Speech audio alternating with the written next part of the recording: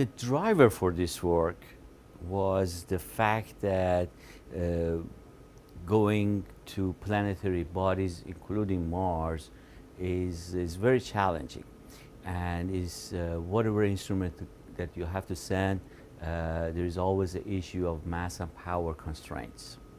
So that's what it started. This work was that we wanted to come up with a laser that would be compact, low mass, and low power.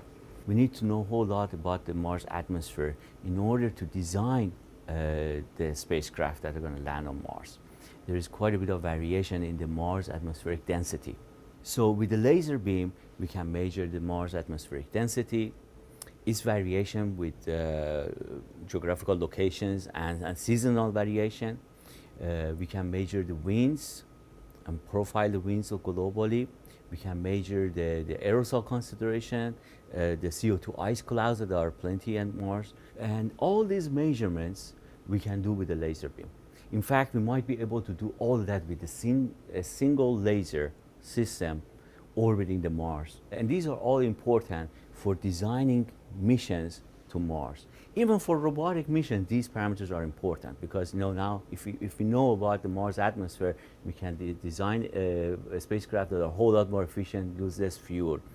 Commercial aviation could be a good beneficiary of this technology because for a long time, for the past 20 years or so, we've been studying of using laser systems that can measure turbulences and winds. In fact, we have those systems that we apply them as experiments on NASA airplanes as research.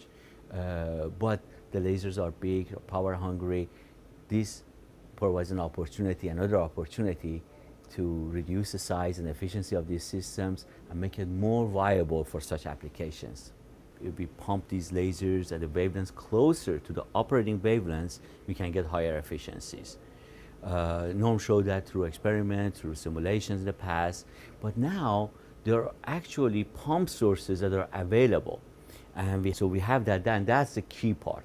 The other key part was to use a composite structure for the laser gain media, so we can utilize all the pump power and waste very little of it.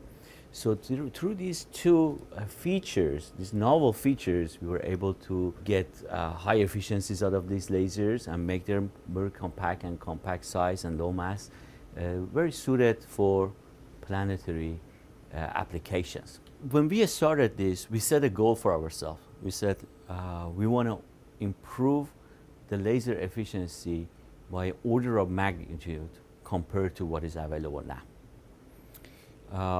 We may not ever get there, but that's a goal we set for ourselves. And we are essentially about 1/3 there in terms of the efficiency. And we haven't really even touched upon a lot of optimizations that we can do in the lab yet.